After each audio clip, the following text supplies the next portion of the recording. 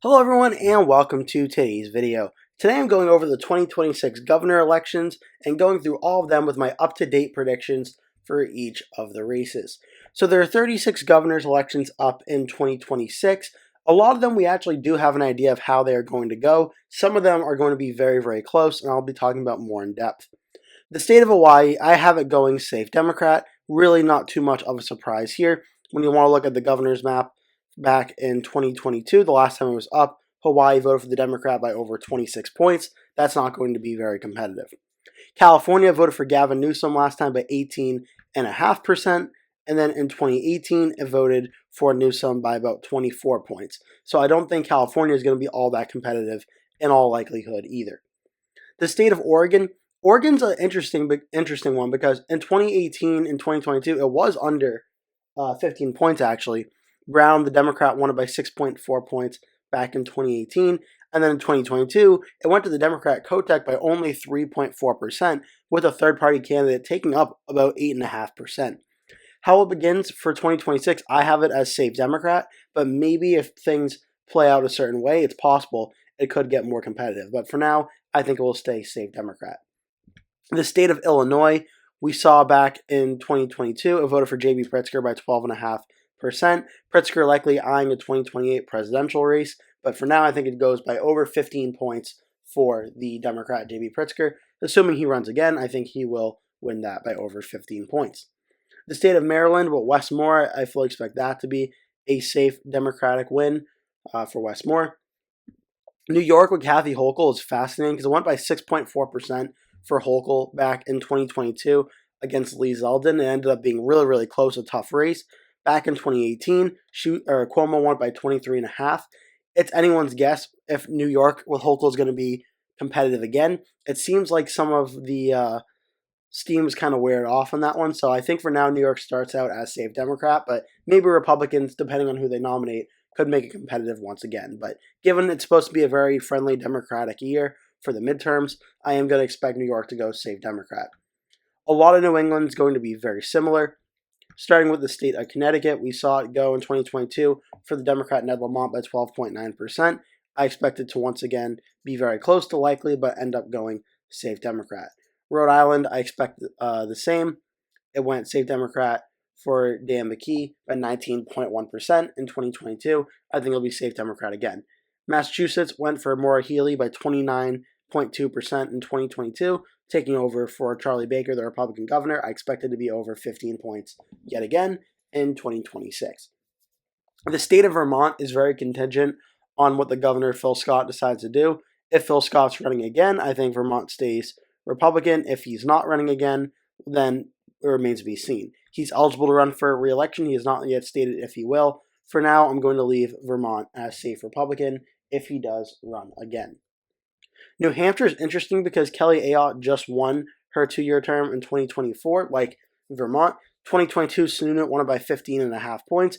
Ayotte won it by 9.3% against Joyce Craig in 2024. And I actually think in this one, Ayotte improves on her margins and does win New Hampshire by over 15 points.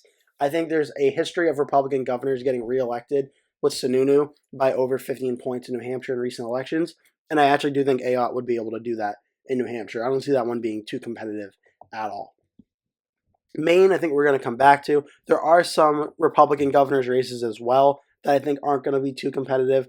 Idaho, Wyoming, South Dakota, Nebraska, Oklahoma, Arkansas, Tennessee, Alabama, and I would say South Carolina, and I would throw potentially Florida into that mix as well, but Florida I want to talk about a little bit more.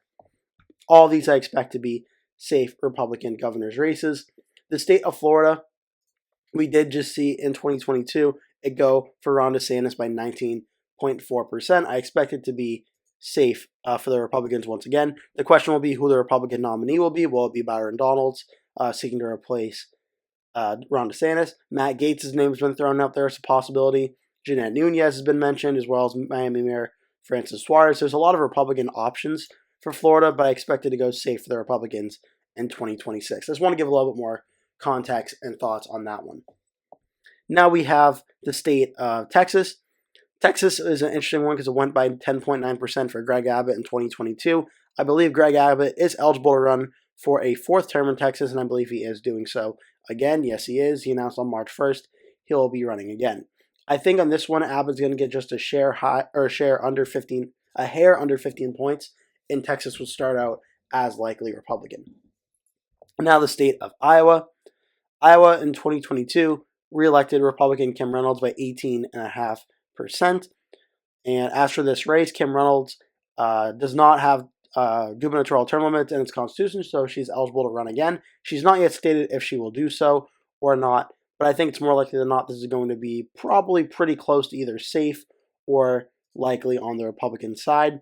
18.5 points in 2022, only 2.7 in 2018. So you can really go back and forth between safe and likely for Iowa. I'm going to put it as likely Republican for now, in large part due to the environment of 2026 and what it's expected to be. Now we have the state of Colorado. Colorado, this is going to be Democrat Jared Polis. He is term limited by the Colorado Constitution. I just saw a rumor a few hours before recording this video, actually, that the Democratic Senator Michael Bennet is expected to be running for the governor's race in 2026 for Colorado.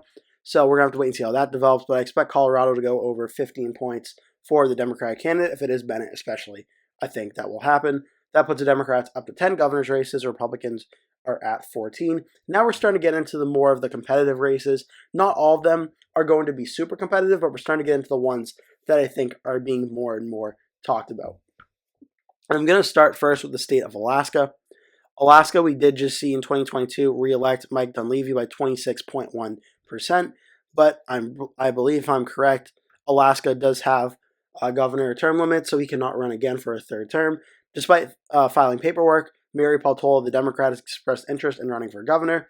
So it's a lot of uncertainty for how Alaska is going to go, but I'm starting it out right now as likely Republican, depending on if Peltola runs for the governor's race and who the Republicans nominate, has the potential to get very, very close in a competitive race. And if Peltola does well enough, it could go down to lean Republican, and who knows, maybe even to the Democratic column, depending. But I'm starting it for now as likely Republican.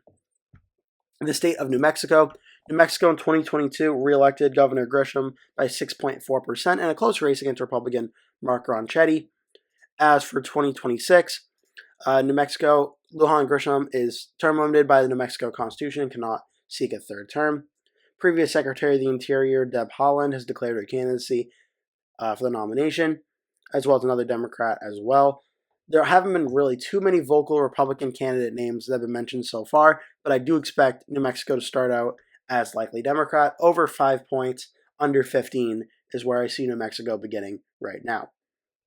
This brings the Democrats up to 11. Republicans are at 15 with 10 remaining governor's races. Now we're going to go to the state of Maine. Maine's fascinating because the Democratic governor, Janet Mills, won re-election against former Republican Governor Paul LePage by 13.2%, a likely Democratic win. Back in 2018, Janet Mills defeated the Republican Moody by 7.7%, another likely Democratic win. But Maine, who does have term limits, so Janet Mills cannot run for re-election again, this is expected to be a wide-open Democratic primary, where Democratic Secretary of State Shanna Bellows has already declared she is running. I did a video on that if you want to read more about that. Former State Senate President Troy Jackson is considering running. He formed an exploratory committee. There's also some rumors that Maine's 2nd Congressional District Representative Jared Golden may want to run. So there's a lot of potential people who want to run for the governor's race on the Democratic side, which is going to be very interesting because it's going to be wide open. We're going to have to see how that plays out. On the Republican side of things, healthcare executive and member of the Bush family, Jonathan Bush, has been mentioned as a potential candidate, as well as U.S. Assistant Secretary of State Robert Charles, real estate businessman David Jones, former mayor of Auburn, Maine, Jason Levesque, State Rep Laurel Libby. There's a lot of potential Republican candidates as well, including the former U.S. Representative from Maine's 2nd District, Bruce Poliquin, have all been mentioned as potential Republican candidates. This race is wide open. What's interesting is Maine has never actually re-elected 2 terms of one-party governor, like 2 of Democrats, and then a third as Democrat. They've always flipped back and forth, going from one party to the next. So if the Democrats win in 2026, that would be breaking history in Maine. So based on the historical precedent, Maine should be electing a Republican governor. But given the state of Maine's recent track record, I do expect Maine to stay in the Democratic column and likely Democrat by over 5 points, under 15. That's where I have Maine starting out right now. This puts 9 remaining governor's races left. I'm going to start with the state of Minnesota. Actually, no, before I get to Minnesota, I'm going to go to Pennsylvania first. Pennsylvania, this is Governor Josh Shapiro. In Pennsylvania, he's being talked about for 2028 as well. He's expected to be running, or he is expected to be running for re-election in 2026 and then probably president in 2028.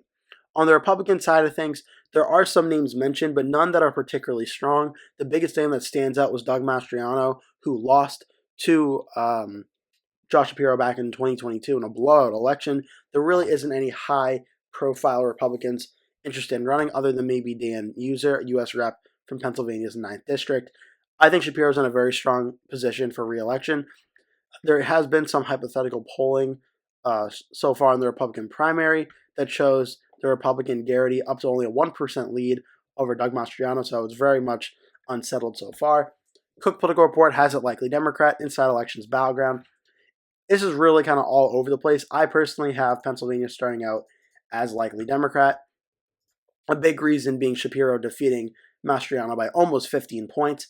You could argue Shapiro won't be able to do this again unless he goes up against Mastriano again. Maybe it'll be closer to like 10 points, but I think Shapiro's in a very good situation to win re-election in Pennsylvania pretty handily.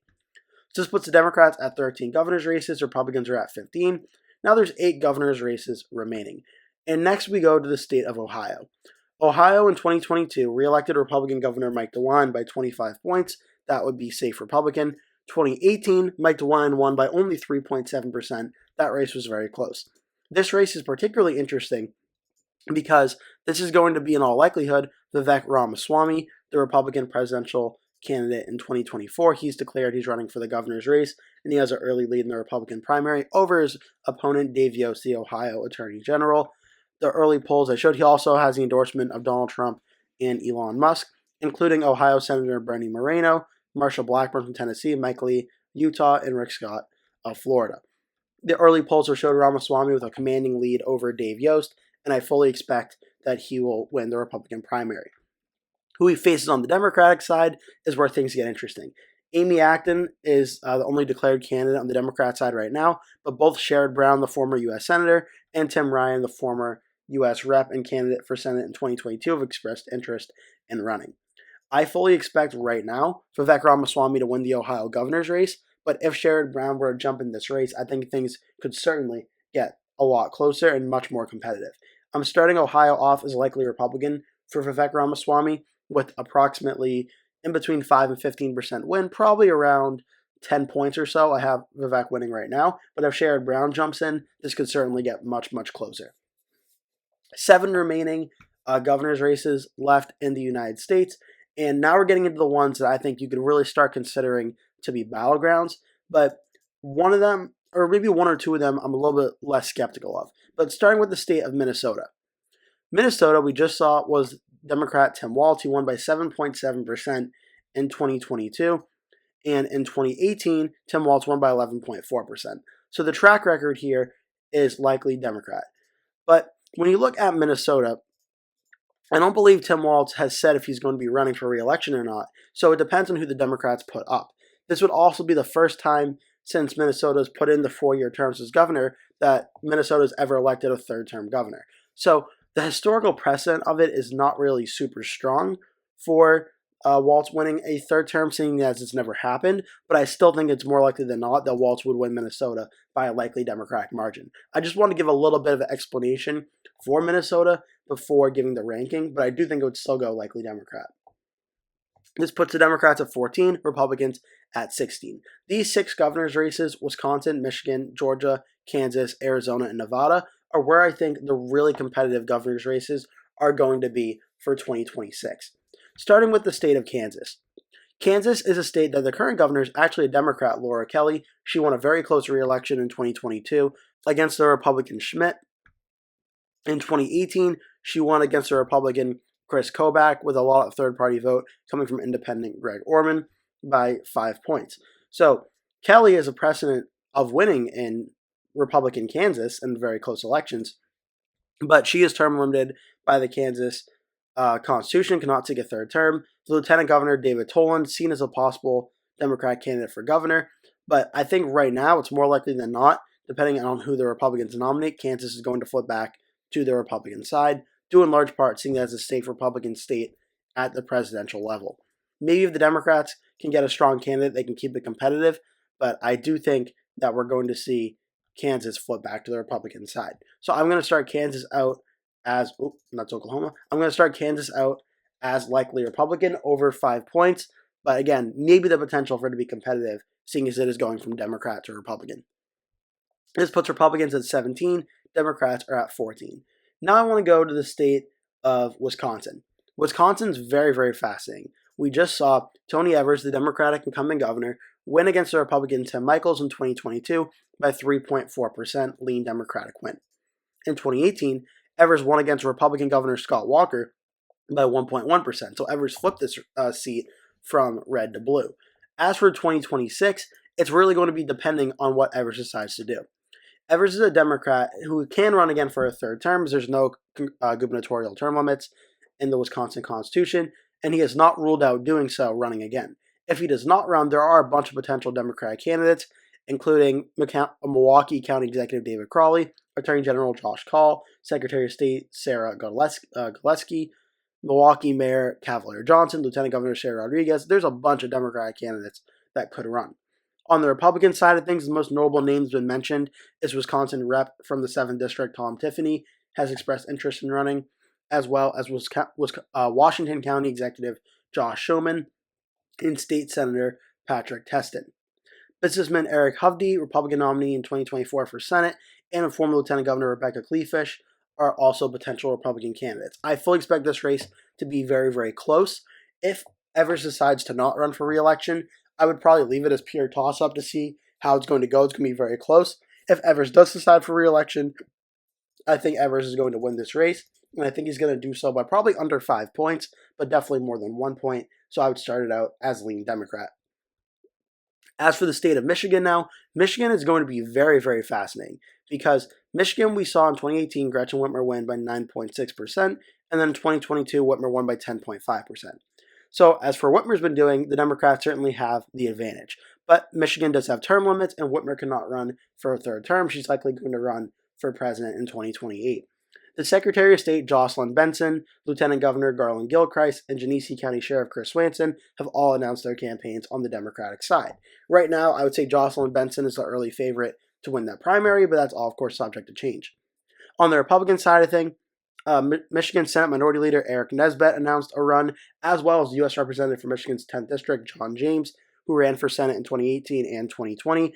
I would expect John James to be be the Republican nominee for this race. But what makes this interesting is Detroit Mayor Mike Duggan, a former Democrat, announced his intention to run for governor as an independent in December of 2024. And the early polls that's been taken for this race so far, when you look at it, Duggan's actually drawing a little bit more support away from the Republicans than the Democrats. With Jocelyn Benson and John James, which I expect to be the candidates right now, Duggan at 16% and 21%, the Democrat has about a 3-point lead in one poll and a 12-point lead in another poll, but I think the 3-point one is obviously probably more realistic. But it's interesting. This race is going to be very, very close. It's going to come down to the wire. I think right now the Democrats start out as the narrow favorite to hold on to Michigan by a lean Democratic margin. And I think the independent candidate, how Mike Duggan does, is going to be a big indicator as to why that race is going to the Democrats. But we also see that when President Trump is not at the top of the ballot in Wisconsin, in Michigan, and Pennsylvania, Republicans don't seem to do as well as when they do when Trump's at the top of the ticket, which may be a reason why Michigan goes in the Democratic column. This puts the Democrats at 16. Republicans are now at 17, with 3 remaining battleground states. And I'm going to now look at the state of Georgia. Georgia in the governor's race, this is going to be Brian Kemp, the Republican governor. He's term limited by the Georgia Constitution and cannot run again. The Attorney General of Georgia, Chris Carr, has already announced his candidacy for this race. And even though Marjorie Taylor Greene and Burt Jones, the Lieutenant Governor, have both announced publicly expressed interest in the race, right now Chris Carr is seen as the most likely Republican nominee at this time. On the Democratic side of things, Keisha Lance Bottoms, the former mayor of Atlanta, has announced her candidacy, or is going to be announcing her candidacy for governor. Stacey Abrams, Jason Carter, Lucy McBath are all other potential Democratic candidates. This race is going to be one of the closest in the country and is going to come down to the wire. 2022, Brian Kemp won by 7.5 points in a rematch against Stacey Abrams. Back in 2018, we saw Kemp win a very close election against Abrams by 1.4% in a very, very close race. As for how Georgia begins for this one, it's going to be very, very close. I do think the Republicans are narrowly favored to hold on, and I think they do so by about 2 points or so right now. So I have Georgia starting out as lean Republican. But like Wisconsin and Michigan, I fully expect Georgia to be very, very close. Now we have the state of Nevada, a state where Republican Governor Joe Lombardo, who in 2018, the Democrat Steve Sisolak won against Republican Adam Laxalt by 4.1%. In 2022, Joe Lombardo was able to defeat Sisolak by 1.5%, 48.8% to 47.3%. So in 2026, we're going to see Joe Lombardo running for a second term, and he'll be going up against Aaron Ford, the Nevada Attorney General. This race, I expect to be very close. Both Cook Political Report and Inside Elections has it rated as a toss-up. Only one poll from a pollster I'm not really too familiar with has Lombardo leading by 21 points. But again, I'm not really sure how much to look into that. I think this race is going to be very, very close. With Nevada, we did just see in 2024 vote for President Trump very narrowly by 3.1%. The first time a Republican won Nevada since George Bush won it by 2.6% at the presidential level. So that's certainly very big for the Republicans in Nevada. I do expect Joe Lombardo to win this race and get reelected, but I think it's going to be very close, again, under 5 points, and I think that's where Nevada starts out for that. Now we have the state of Arizona. Arizona, I will definitively say, I think is going to be the closest governor's race in the 2026 elections. And we saw Arizona in 2022 go to Democrat Katie Hobbs, the Secretary of State at the time, over Republican Kari Lake by just 0.67%. A very, very close race, super, super, super close. And that was after 2018 when Republican Doug Ducey won by 14.2%. So Hobbs was able to swing Arizona about 14 to 15 points or so in Arizona and make it go Democrat. Now for 2026, Arizona is going to be very, very close. Katie Hobbs expressed interest in running for re-election again, and barring something unforeseen, she's likely going to be the Democratic incumbent governor running for re-election. On the Republican side of things, the two declared candidates right now are Andy Biggs, the U.S. representative from Arizona's 5th District. He's a part of the Freedom Caucus as well. And the Trump-endorsed Karen Taylor Robson, who in the early primary polling has been actually getting beaten pretty heavily by Andy Biggs.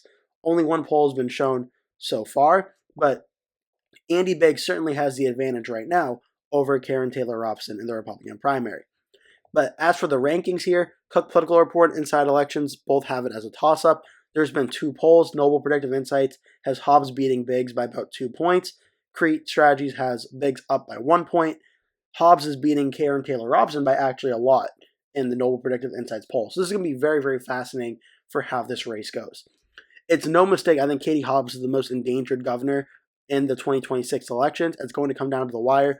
My early prediction for Arizona is I do think that Andy Biggs will win the Republican primary over Karen Taylor Robson, and I wouldn't be shocked if Trump were to flip his endorsement from Robson towards Andy Biggs like a week or two before the primary. That wouldn't shock me. Setting up Hobbs versus Biggs and would be a very, very close election, and one where I think Biggs would very narrowly defeat Katie Hobbs. 2026 is going to be more of a Democratic-friendly year, but I think Arizona, after we saw the swing in 2024, where it voted for President Trump by 5.5%, after that swing, where in 2020 it voted for Joe Biden by 0.31%, I think Biggs will be able to just narrowly pull out a victory in Arizona and defeat Katie Hobbs in a very close race. But that's certainly one to watch for because I think that's going to be the closest governor's race in the United States. So with that, I have Republicans winning about 20 governor's races in 2026, Democrats winning about 16, and some very close races in Nevada, Arizona, Georgia, Wisconsin, and Michigan. Leave a comment below, tell me your thoughts about this video and these governor's races. Maybe you have more information or questions about one that I can help address. I'll be happy to do so. Leave your thoughts about maybe the state that you're from, where you think your governor is going to do in 2026 if they're up for re-election. Also, make sure to hit subscribe. I post 2 new videos every day at 3 p.m. and 5 p.m. Eastern Time. You're not going to want to miss. Thank you so much for watching. I hope to see you in the next video.